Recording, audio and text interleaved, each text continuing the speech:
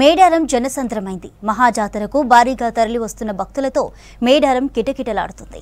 వనదేవతలకు బంగారం మొక్కులు చెల్లిస్తున్నారు భక్తులు. కన్నెపల్లి నుంచి వచ్చిన సారలమ్మ అర్ధరాత్రి మేడారం గద్దెలపైకి చేరుకున్నారు. సారలమ్మతో పాటు పగిడిద్దరాజు, గోవిందరాజు గద్దెలపై కొలువుదీరారు. గిరిజన పూజారులు ఆదివాసీ సంప్రదాయాల ప్రకారం ఎర్రని వస్త్రాలు ధరించి కుంకుమ భరణి రూపంలో ఉన్న అమ్మవారిని గద్దెలపైకి తీసుకుని వచ్చారు. ఇక మేడారం మహాజాతరలో ఇవాళ అపూర్వ ఘట్టం సాక్షాత్కరించనుంది. గిరిజన పూజారులు, కోయదొరలు చిలుకల గుట్టలో కుంకుమ భరణి రూపంలో ఉన్న సమ్మక్క తల్లిని తీసుకొచ్చి మేడారంలోని గద్దెలపై ప్రతిష్ఠిస్తారు. ఇప్పటికే సమ్మక్క గద్దెల మీద వెదురు కర్ర ఉంచారు పూజారులు. ఆ తర్వాత మేడారం శివారులోని సమ్మక్క గుడికి వెళ్లారు. సమ్మక్కను తీసుకొచ్చే కార్యక్రమం ప్రభుత్వ లాంఛనాలతో జరుగుతుంది. ములుగు జిల్లా ఎస్పీ 3 రౌండ్లు తుపాకీ పేల్చి అమ్మను తీసుకువస్తున్నట్టుగా సంకేతాలు పంపిస్తారు. రేపు 4 వనదేవతలు భక్తులకు దర్శనమివ్వనున్నారు.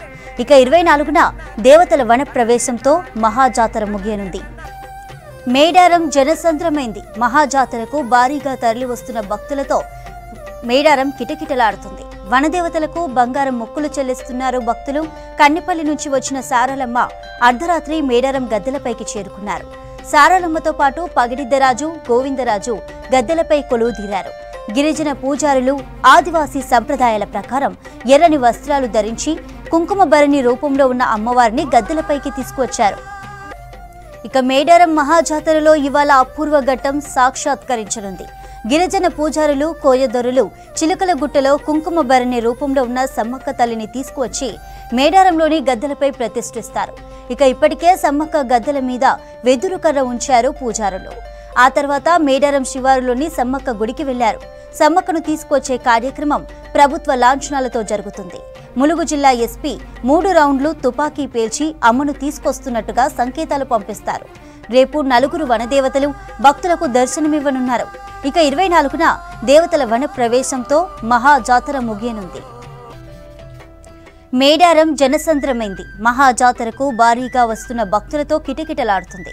వనదేవతలకు బంగారం మొక్కులు చెల్లిస్తున్నారు. కన్నెపల్లి నుంచి వచ్చిన సారలమ్మ అర్ధరాత్రి మేడారం గద్దెలపైకి చేరుకున్నారు. సారలమ్మతో పాటు పగిడిద్దరాజు, గోవిందరాజు గద్దెలపై కొలువుదీరారు.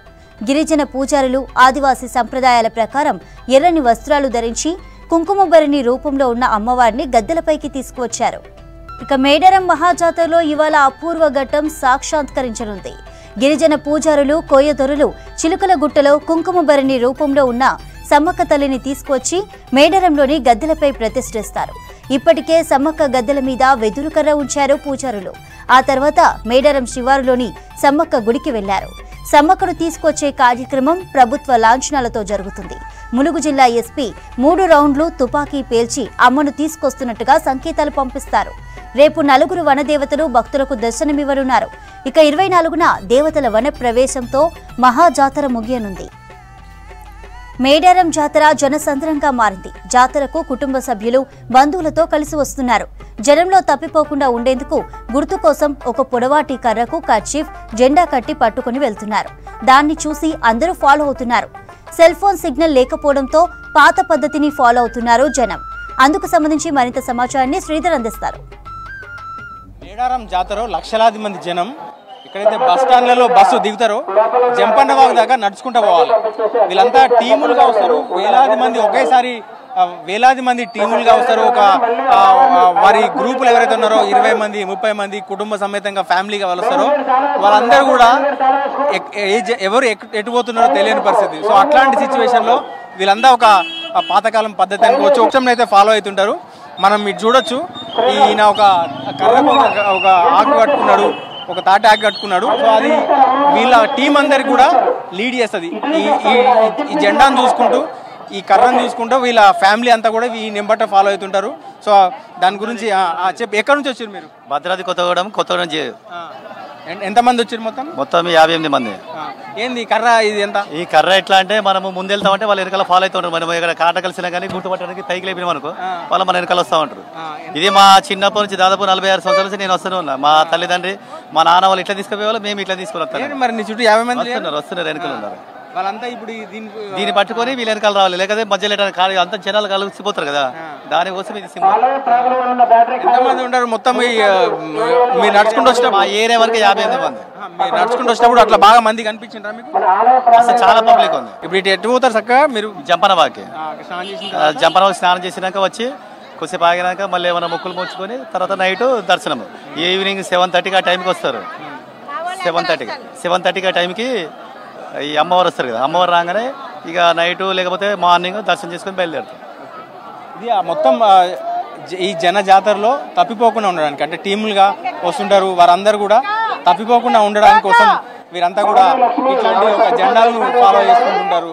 సో ఇది జాతరలో ఏళ్ల తరబడి నుంచి కూడా కంటిన్యూస్ గా కొనసాగుతూనే ఉంది ఇదంతా కూడా. సో ఆ పద్ధతిని ఇంకా కొనసాగుతున్నారు. సో ఈ జెండాను చూసుకొని వీళ్ళందరూ కూడా ఇక్కడ గ్యాదర్ అవుతుంటారు. సో ఇట్లానే దాదాపు గ్రూపులుగా వస్తున్న అందరూ గ్రూపులే ఇట్లాంటి జెండా పద్ధతిని ఫాలో అవుతున్నారు. అంటే ఎట్లా మీరు అంత 50 మంది అంత ఆగమాగం అవుతలేరా? ఎట్లా చూసుకుంటూనే ఫాలో అవుతున్నామండి. ఎంతమంది ఉన్నారు మొత్తం మీరు? మేము 50-60 మంది ఉన్నాం.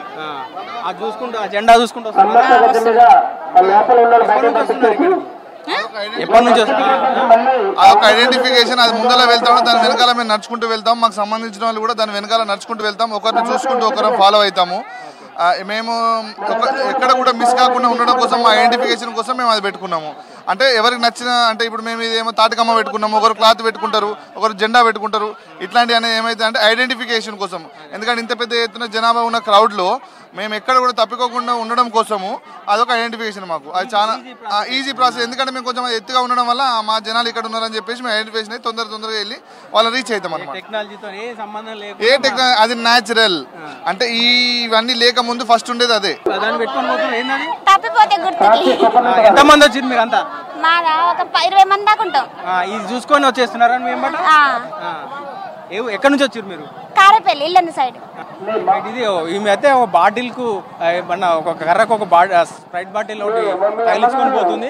వీళ్ళు చూడొచ్చు, ఇంకొకటి చూడొచ్చు. వీళ్ళంతా కూడా ఖర్చు కట్టుకున్నారు.